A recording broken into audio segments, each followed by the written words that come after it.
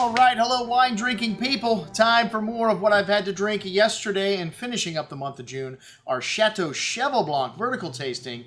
And it's the second time we've done Cheval Blanc in less than a year. The last time was in October of 2013. We opened up the 49, a legendary old vintage, and the 53, two incredible wines. There's the 49 right here, and all the bottles we left over at Aquavita, our host, and Jean-Francois and his wife Diana, great hosts indeed, and they're building some beautiful condos. If anyone's looking for a place to live on Las Olas, and let me tell you, we're going to be doing some more events here. A beautiful venue.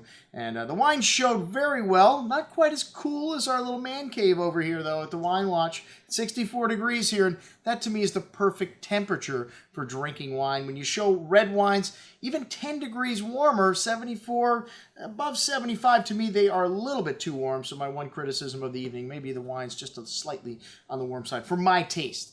And I came back here this morning and got back into these wines, and let me tell you, everything on the table, even better today. And you know, the crowd, not wild about the 82 last night, even though it did get 4 votes for first place. I thought it showed much better this morning. Let me tell you, the white wine we started out with, wow, this was a big hit. 2011. Not considered a great vintage for Bordeaux. Hey, Cheval Blanc got 95 points from Robert Parker, but a great vintage for the white wines of Bordeaux. This 2011 Chateau Ferrand Blanc, a traditional blend of 60% Sauvignon Blanc and 40% Semillon, had incredible richness here, both to the nose and on the palate. A pineapple citrus, a ripe melon, pink grapefruit, Jolly Rancher-like candy. Very seductive and ripe bouquet of aroma. Some slight gravelly, minerally notes there as well to the fruit, but just gorgeous fruit here. And the wine, lovely richness on the palate, smooth and creamy texture, that pineapple Jolly Rancher candy, and green, pink grapefruit citrus showing there. Slight honeyed and floral nuance to the finish, and long layered, a lot of minerality there. Just an excellent bottle of wine at like 25, 26 bucks. Wow, what a great little value.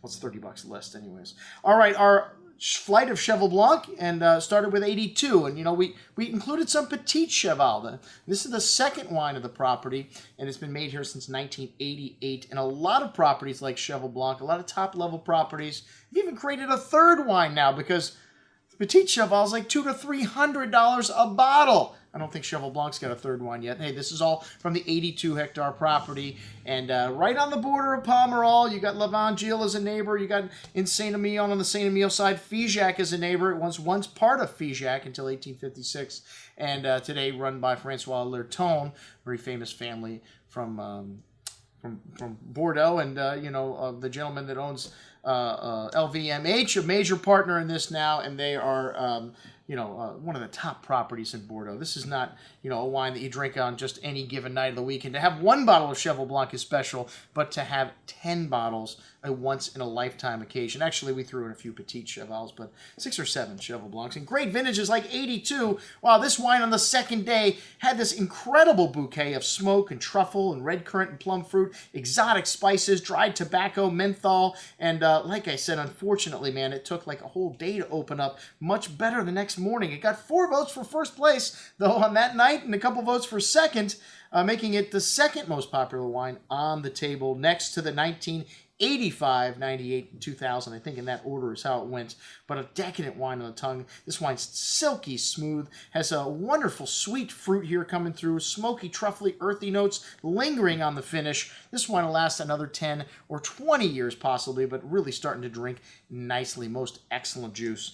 And the 85 Cheval Blanc, this wine is all about balance, and I remember in our October tasting, it came in second. Tonight he came in first with 7 first-place votes and 4 second-place votes, and it was second to the 1949, our last tasting. But this wine's still got a solid core of fruit here, an array of coffee, mint, tobacco, toffee, and a lovely amount of plum and cherry fruit still showing. Wonderful concentration on the nose and coming through on the palate. Still lovely fat fruit here, and excellent freshness, echoing the nuance on the nose through the finish. Even better on the second day. The wine of the night, Killer juice, the 1985 Cheval Blanc. The 88, also a very popular wine. You know, this vintage is really showing nicely, and it was a crowd favorite. It got 5 votes for second place, so one of the most popular wines of the night. An abundance of red currant berry fruit here, that characteristic menthol, the light smoke coming through, the tobacco spice, green peppercorn note as well. Very smooth and silky wine on the tongue. Maybe not quite as big as the 85, but very elegant,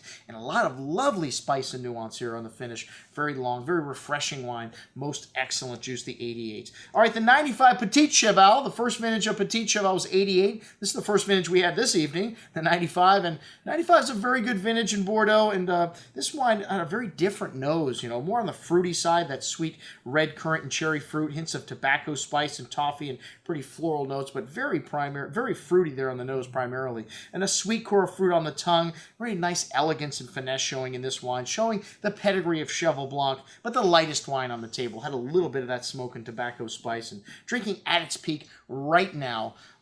Probably the lesser wine on the table of everything tonight, but still a very good wine. And when you have this many great wines on the table, like the 96 Cheval Blanc, and hey, this wine got to vote for first place. I mean, there's so many great wines on the table. The 96 has a very rich bouquet of black fruits, cherry and currant, with a host of exotic spices, green pepper, smoke, gravelly minerality, lovely complexity on the nose here. This wine's got nice weight on the palate, still some firm tannin showing up there on the finish, but has all the right stuff. That smoky, minty, cedary, tobacco quality showing through on the finish. Most excellent juice with wonderful length. All right, the 98 Petit Cheval, the best Petite on the table here. Wow, this wine had a dense array of rich black cherry, currant berry fruit, a nice hint of that estate terroir that you get out of this wine, the truffle, woodsy notes, and rich and layered on the tongue. This wine's got excellent structure. This should last for a decade. This is a killer vintage, and to get a taste of this 98 vintage Cheval at a fraction of the cost, I love this 1998 Petit Cheval. The 98 Cheval Blanc, this wine's a little monster. Over 50% Cabernet Franc, 55%, 45% Merlot. Very intense aroma still here of black fruit, menthol, light smoke, wonderful concentration, still quite youthful. This wine is big, showing tremendous potential for the future. Got 2 votes for first place and 2 votes for second, so it was one of the crowd favorites. And if you have this 98 Cheval Blanc, you want to hold on to it for 20 more years. Stunning stuff. Killer juice. One of my favorite wines of the night. The 1999 Cheval Blanc, showing a lot more forward, and that's typical of this vintage. 59% Merlot, so more Merlot than Cab Franc here. Still has that earthy, gravelly, minerally note you get. Some black cherry and plum fruit, black licorice spice, green pepper, light tobacco. A softer version of Cheval, but has all that spice and nuance still, and already showing nicely, but still has some tannins here. It's still relatively young. Should be at its peak in a decade or so. Most excellent juice. Then the 2000 Petite. And these Petites had a similar nose to the Cheval. Has that menthol, the toffee, the green peppercorn. Really nice complexity here. Smooth and round tannins. A solid core of fruit, though, in this wine. This wine's still, even though it's drinkable, it needs another decade or so in the cellar. Delicious wine. And got our host pick for favorite wine of the night. The 2000 Cheval Blanc, a little monster. This wine is killer. Got 2 votes for first place, and still very young, though. Predominantly Merlot, just a few percentage points, and has that lovely menthol and rich, earthy note to the nose, the black cherry and cassis fruit, the smoke, the coffee, the gravelly minerality. Just incredible intensity on the bouquet. Lots of decadent fruit on the tongue. This wine's got a lovely, silky texture, but still quite tannic here. This wine needs a little time, but a lot of acidity here, a lot of fruit, a lot of everything. This wine is a baby, but it's got all the right stuff and in the right proportion. Should come together nicely, even better on the second day. Wow, seeming a never-ending finish on this. And killer juice. We ended up with a little something sweet. The 89 Riusac, a great vintage for sauternes. This wine had that lovely apricot and peach fruit, the lovely honeyed character you get with old sauternes, and was fabulous with the creme brulee that Tony made. It had the rum caramel sauce, the pecan lace cookie dish, fresh berries, and more like a creme custard, but one of my favorite dishes at Cafe Max, and Tony pulled it off flawlessly, as she did with the rest of the food. The foie gras sushi was fabulous, as were the tartars, and we had a wonderful short rib for dinner with a chocolate mole sauce, which was beautiful with the food. A great evening, another great once-in-a-lifetime tasting here at the Wine Watch. I'm your host, Andrew Lampasoni, signing off for the Wine Watch, saying remember, always drink the good stuff first.